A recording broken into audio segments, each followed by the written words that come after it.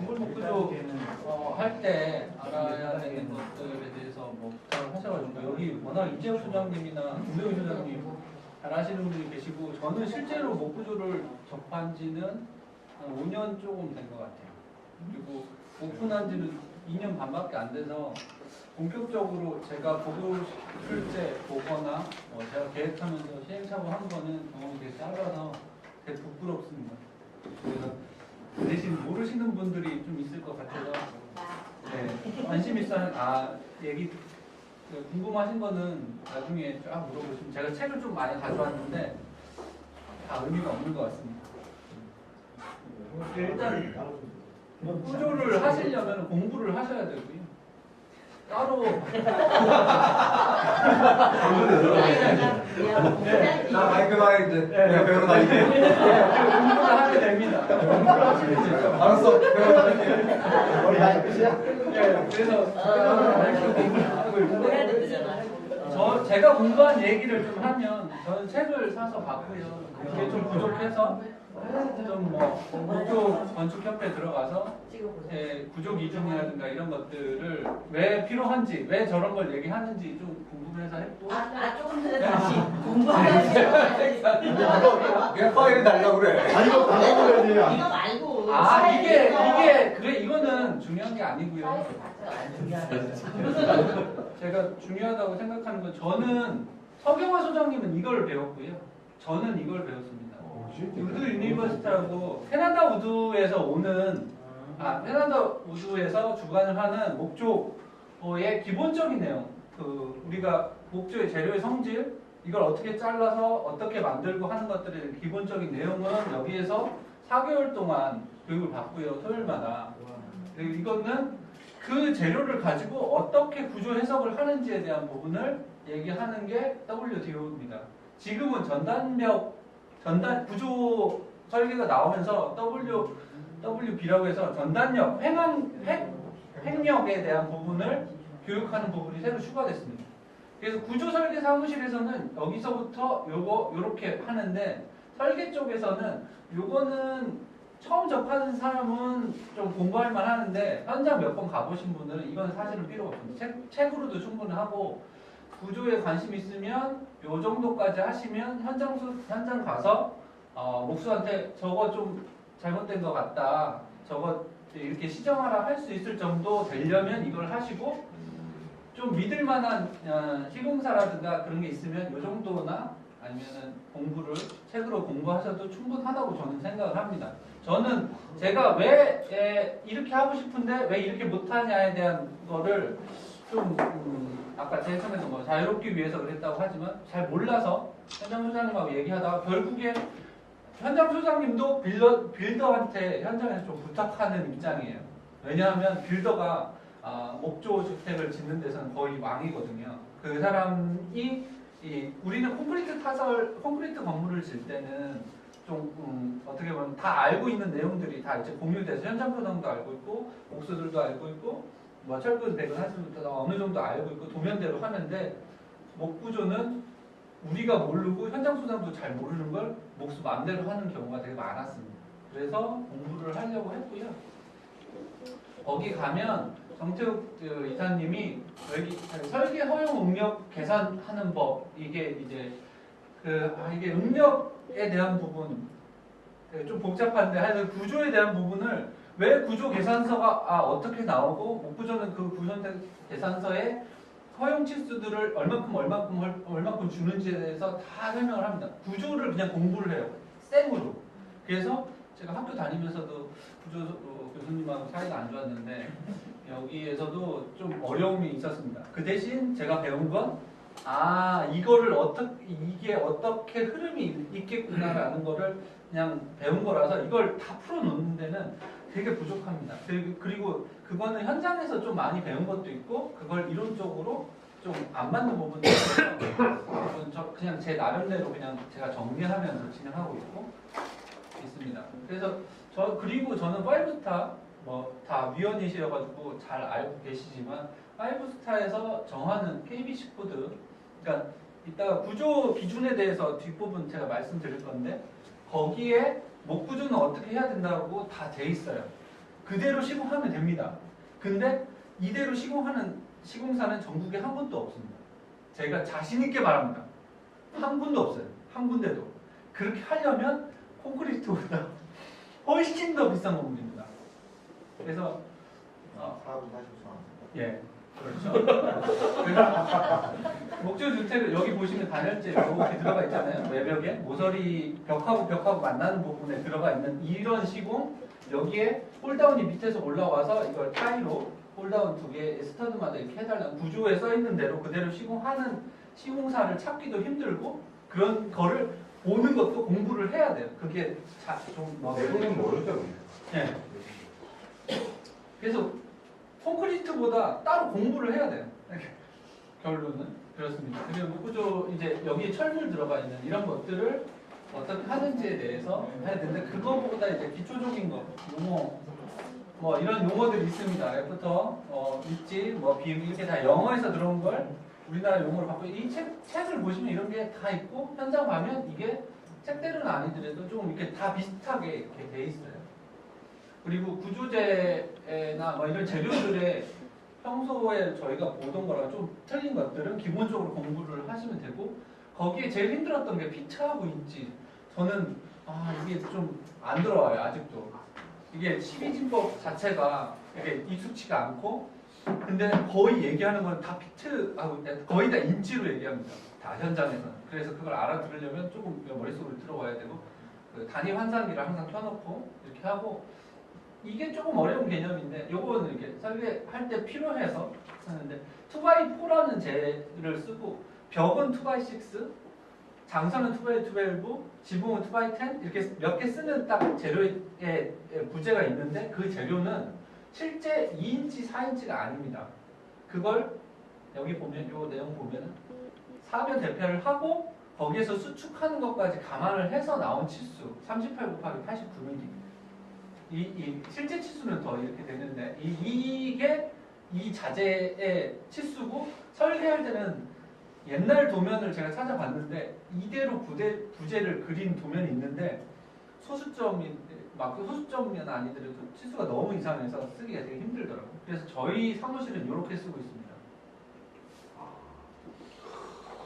그리고 목재.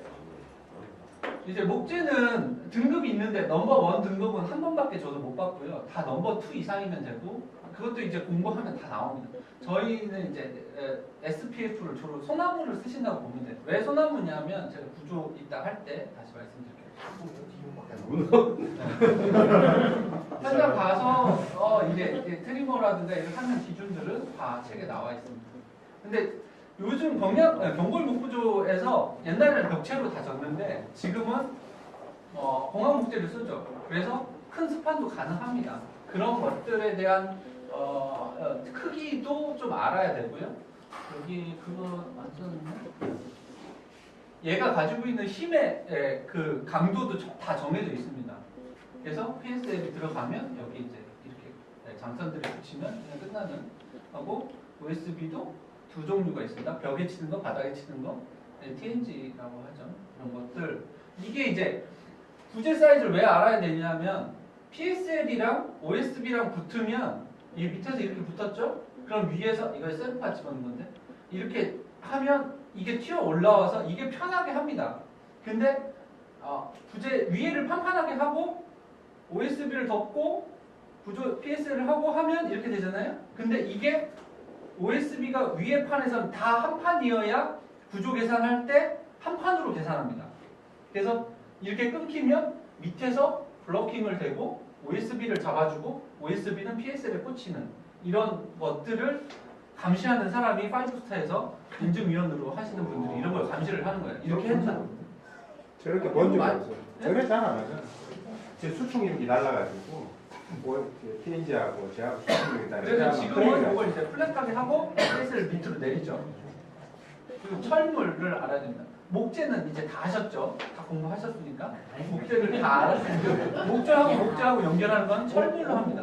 못하고 해머. 짜맞추기 하나 있어. 철물 중에 이건 홀다운이라는 거 하는 건데 전담력 이제 내진 설계가 나오면서 홀다운이 나오고 여기 볼트의 개수가 정해져 있어요. 이거는 예, 이제 마치겠습니다. 잘 빼고 하는 걸로. 이게 허용 응력들을 다 철부를 해서 다 정해져 있어요. 몇 개 못을 박으면 얼마 힘을 하는지가 다 정해져 있어서 종류별로 쓰시면 됩니다. 그래서 이렇게 하는 그리고 구조 기준 맞아요. KBC 코드를 한번 찾아보시고 목주주택은 한번 읽어보실만 해요. 8번에 있는데 여기 목구조가 있거든요. 그러면은 쫙 그대로 돼 있는 게 아까 그 구조 책입니다. 그리고 여기에 보면 아까 제가 교육받았던 고정계수의 적용 1.2냐 이런 것들을 다 거기에 써 있습니다. 그리고 11월 8일 날 최근에 바뀌었는데 건축 구조 기준 바뀐 것 같아요. 소규모 기준 양식도 다 한 번씩 업데이트가 됐어요. 또 다시 바뀌었어요. 김혁경 소장님이 말씀하셨습니다. 디자인된 건물은 소규모 기준으로 구조 계산할 수 없다고 딱 말씀하셨어요. 그리고 지금 여기에 보면 그대로 안 되면 결국에 저희가 써야 되는 건 디자인한 건물들은 이 양식을 써야 됩니다. 이건 못 씁니다. 콘크리트 제가 잘못했네. 이거 목 구조가 있어요. 그리고 저희가 이제 요거를 받아서 저희 이제 구조 기술한테 도장을 받고 또는인데 저희가 계산할 수 있으면 여기다 도장 찍으면 되죠. 구조 계산서를 만들려면 우드웍스나 아니면 다른 프로그램을 쓰면 됩니다. 그리고 이제 이렇게 구조 도면이 올 줄은 알아야 돼요. 왜냐하면 감리를 하거나 감리를 하지 않더라도 내가 변경을 하려면 구조가 어떻게 되고 ZW이 들어가는지 PSL이 들어가는지 해야 되고 시공은 이 땅에 작성 따짐하고 철근 배분하고 토대 제일 중요한 건 토대죠. 여기 보이시죠? 이렇게 돼 있는 시공사하고는 절대 거래하시면 안 됩니다.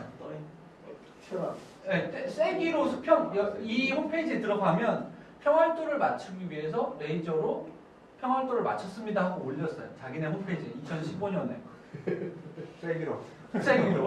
평활도를 우리는 잘 맞췄습니다. 세기로 이거 그대로 마감됩니다.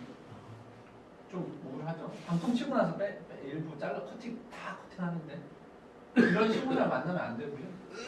내가 가고 타이백을 붙이고 볼조는 이제 그러면 끝납니다. 그리고 안에 단열재 단열이죠. 복조는 그래서 우레탄 폼을 쓰기도 하고 제일 중요한 게 여기 사이고 이 타이백 요 주변 붙여야 되는 것들 그리고 내장부터는 다 똑같아요. 다 일반 건물하고 똑같습니다. 석고버트 치고 마감하고 벽돌도 하면서 제일 중요한 게 설계인데 설계를 저는 제가 설계하는 어떻게 하냐면 저는 지금은 벽돌이면 마감을 하는데 그냥 180으로 합니다.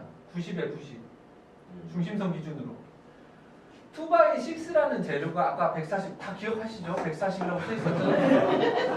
2x6가 그러면 2x6가 140이면 중심선 기준으로 싱을 띄워서 다 하는데 바깥으로 90 하면 안으로 90 하면 어떻게 되냐면 안쪽으로 70 바깥으로 70에 석고보드 2P 바깥쪽에 OSB 하나 하고 레인 스크린이라고 들어갑니다.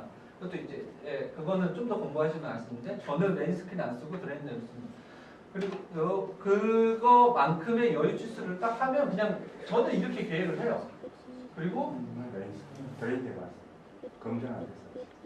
그래가지고 이제 저는 이제 두통대에서 나오기 때문에 이런 사람이 이렇게 제가 아직 잘 모르는 게 많아서 그런데 이게 여기 이제 벽돌 하게 되면 중간에 30cm 하고 이런 것들을 마감을 나중에는 결국 붙이게 되는 근데 계획할 때는 이게 다 필요가 없기 때문에 그냥 저는 이렇게 계획을 하고 마감을 벽돌이라고 하면 여기서 그냥 옵셋 해가지고 딱 띄우는 치수가 딱 120 정도를 그냥 딱 띄워요. 그리고 단면도 그냥 여기서 제가 말씀드리고 싶은 거는 땅하고 띄워야 되는 아까 그 5스타 할 때 토대 이렇게 지면하고 얼마큼 띄워야 된다고 딱 돼 있었죠. 30cm 이상. 근데 저는 30cm 이상으로 잘 못 띄웁니다. 왜냐면 단열재가 두꺼워지면서 지금은 저는 500 정도 차이 나게 하고 있어요.